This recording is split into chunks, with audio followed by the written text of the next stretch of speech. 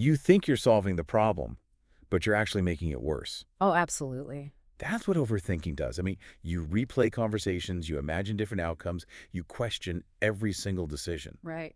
And the more you think, the more trapped you feel. Yeah, it's a vicious cycle. It really is. Yeah. So, welcome to today's deep dive.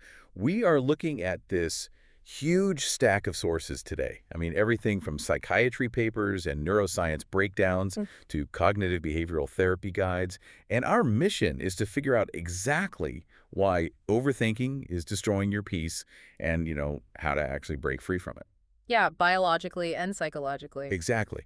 Because, look, to set this up, the best analogy I found in the research is that overthinking is basically like putting your car in neutral and just flooring the accelerator. That is the perfect way to describe it. Right. I mean, you're burning all this gas, the engine is screaming, you're making a ton of noise, and you just feel totally exhausted.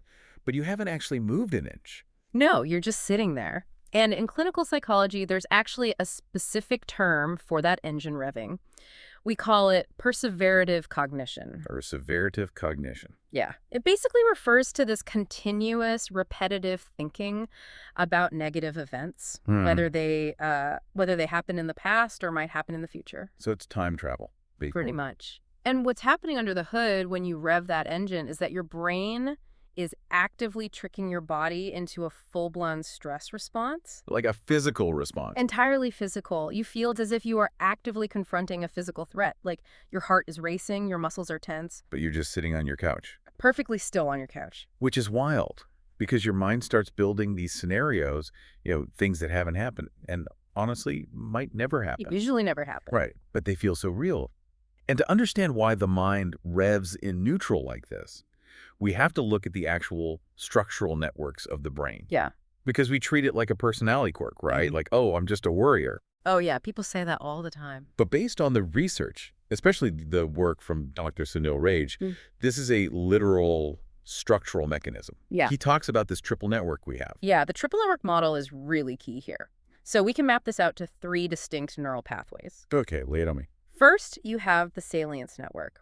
Think of this as your brain's alarm system. The alarm system. Got it. Right. Its entire job is to scan the environment and look for threats. So if your boss sends you a message at like 4:59 p.m. on a Friday saying, we need to talk on Monday. Oh, the worst text to get. The absolute worst. But when that happens, your salience network goes off and it triggers your amygdala. Which is the emotional center. Exactly. The emotional processing center starts sounding the alarm. Okay, so the alarm is blaring. Then what happens? Then the second network gets involved. This is the default mode network, or the DMN. Right. I've heard of the DMN. Yeah, it's the part of your brain that activates when you're just mind-wandering or daydreaming or, reflecting on yourself. So when the alarm goes off, the DMN steps in to write the story. It starts simulating every single possible reason your boss wants to talk to you. It pulls up that minor mistake you made 3 weeks ago. Oh, man. It projects this whole future where you get fired. Okay, but wait. That leaves the third network, right? The logic center. Yes, the executive control network, or the ECN. This is the part that handles logic, problem solving, rational planning. So it's the adult in the room. Precisely. Right. It's the voice that should look at the boss's text and say, hey, we have a regular check-in every month. This is probably just the Q3 report. But when I'm like pacing around my living room on a Friday night, stressing about an imaginary future scenario, that logic center is completely locked out of the room. And what's fascinating here is why it's locked out. These networks operate on what we call an anti-correlation. Anti-correlation, what does that mean? It means they function almost like a seesaw in your brain. When one goes up, the other goes down. Yeah, so when one is highly active, the other is physically inhibited. If your amygdala is totally flooded by this fake crisis the DMN simulated, it literally weakens the neural connections to your prefrontal cortex. So I physically lose the ability to be rational. You do. You lose the cognitive flexibility to realize the problem isn't real.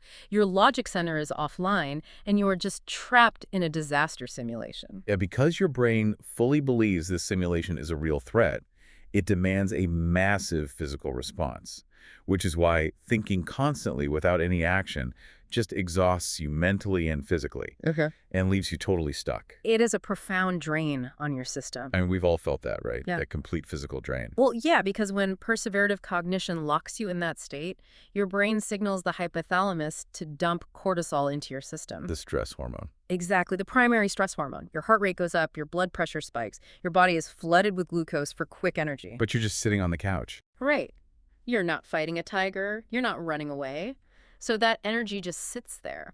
The medical literature actually refers to this as chronic wear and tear. Wear and tear on the body. Yeah, you are basically transmuting psychological distress into actual physical disease. That is terrifying. But, reading through the source from the Australia and New Zealand Mental Health Association, they draw this really interesting line between reflection and rumination. Right, they look similar from the outside. Yeah, because on the surface, you're just sitting quietly, thinking about a problem. Mm-hmm. But reflection is fresh, like it leads to action, and it leaves you energized. While rumination is stagnant. Exactly. It's repetitive, it's passive, and it leaves you feeling totally drained. Because reflection asks, how can I use this information to change my behavior? But rumination just asks, why does this always happen to me? It's a closed loop. But wait, let me push back on this a little bit, because aren't we always taught to be prepared? Like, if I have a huge presentation on Friday, shouldn't I be running through every possible thing that could go wrong so I'm prepared? Well, that's the trap. It is. Yeah, we confuse rumination with problem solving all the time. But rumination is actually a learned habit, and it's formed through negative reinforcement. How so? Because taking actual action involves risk. It's scary to confront reality, but just thinking about the problem, that feels safe. It gives you this temporary relief. Oh, like you're doing something without actually doing anything. Precisely. You trick yourself into feeling like you're controlling the outcome, but all you're really doing is depleting the energy you need to actually give that presentation. So it mimics productivity, Yeah. but it's just avoiding the issue. Yeah. And once your energy is totally drained and you're swimming in cortisol, you start second-guessing yourself. Always. Like the more you analyze, the more you doubt yourself, until even simple decisions feel incredibly difficult. It just kills your confidence. It really does. Psychotherapist Carol Cavelli points this out in her work. She explains how perfectionism and overthinking go hand in hand here. Oh, the perfectionist trap. Right, because perfectionism says that making a mistake is fatal. So overthinking steps in as, like, the enforcer. It demands you run through every theoretical outcome to guarantee you don't mess up. Which causes massive decision fatigue. Because from the Paracletos source, we see the neuroscience of this decision paralysis, right? Oh, the Paracletos breakdown is fascinating. Yeah, it talks about the anterior cingulate cortex. Right, your error detection center. Exactly. The part of the brain that spots mistakes goes into hyperdrive. It's just screaming at you about everything that could go wrong. Which overwhelms the prefrontal cortex again. And at the exact same time, your basal ganglia, which is the part of the brain that actually helps you take action, it just stops working properly. It freezes, your error spotter is screaming, and the clutch you need to shift gears is burned out. You literally can't move. And this spills over into relationships, too, which is what the Talkspace source gets into. Oh, definitely. It fuels these huge cognitive distortions. You start mind reading, like, they didn't text back, they must hate me. Or you start catastrophizing a small argument into a divorce. Right, you treat your own assumptions as verified facts. Exactly. And here's where it gets really interesting to me. Because Covelli points out that a lot of this stems from childhood messaging. The praise we get as kids. Right. If you were praised for being the responsible one, you grow up needing to avoid conflict by overanalyzing everything. You try to play 4D chess with other people's feelings. Which is impossible. Completely impossible. And if you're playing 4D chess with someone's imagined feelings, you are completely evacuating the present moment. You're either replaying what happened or worrying about what might happen, and you lose the present moment entirely. You're not even in the room. No, you're really not. Dr. Reed outlines this thought hierarchy that explains it perfectly. Okay, the thought hierarchy. Yeah, it goes from normal thoughts up to preoccupations, then obsessions, and finally ruminations. What's the difference between preoccupations and ruminations? So, preoccupations are future-focused, the what-if anxieties. But ruminations are past-focused. It's reliving a mistake. And the research shows that in depressive states, these ruminations can take up to 90% of a person's day. Wait, 90% of the day. 90%. So you're only living 10% of your life in reality. Basically. Because whether it's anticipatory anxiety about the future or ruminating over a past mistake, like they talk about in the feel-good psych examples, your frontoparietal network gets compromised. The FPN. Right, the FPN. That's the network responsible for goal-directed attention. It connects you to the external world. But when it's overwhelmed by internal chatter, you physically cannot disengage from your own mind. So if we're sitting at the dinner table, right, but our mind is replaying the email from 3 months ago, how do we ever actually enjoy the dinner? We don't. That's why overthinking destroys connection. You aren't experiencing the present.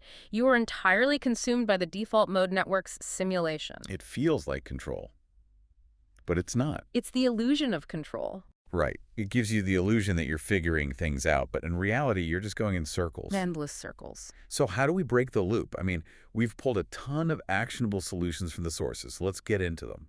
First, from the Calm blog, there's a way to interrupt that fight or flight response. The 5, 4, 3, 2, 1 grounding method. Yes.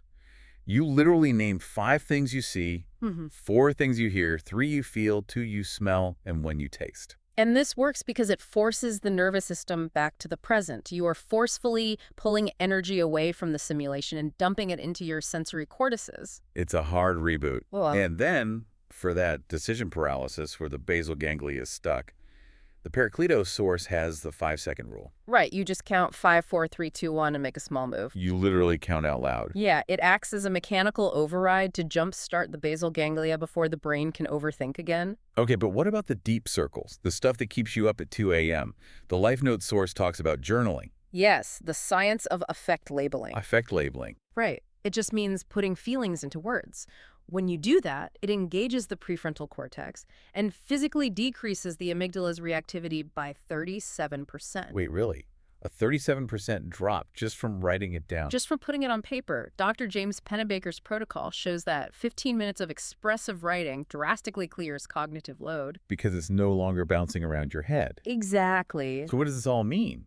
Look at these solutions. Looking at the room, counting out loud, writing it down, they all require externalizing the thought, getting it out of the echo chamber of your skull. You have to create distance. That's the core of acceptance and commitment therapy, or ACT. They use a technique called cognitive diffusion. Trading distance from the thoughts. Exactly. Like the passengers on a bus metaphor. Imagine you're driving a bus and your anxious thoughts are noisy passengers in the back yelling directions. They're annoying, but they aren't driving. Right. You don't have to obey them. Or imagine your thoughts as leaves floating down a stream. You just watch them drift past. You don't jump in to fight them. You just observe them. You just observe them. That is so powerful. Because the truth is, clarity doesn't come from thinking more. It comes from stepping back. Because sometimes the solution is just silence. It really is. And I just leave you with this final thought based on all the science today. If overthinking is really just your brain's misguided attempt to protect you by pre-solving every future disaster, Right. what would happen if you simply decided to trust your future self to handle whatever comes, Wow. instead of forcing your present self to carry the weight of things that haven't even happened yet? If you trust your future self, you can finally put the car in park Yeah. and just live.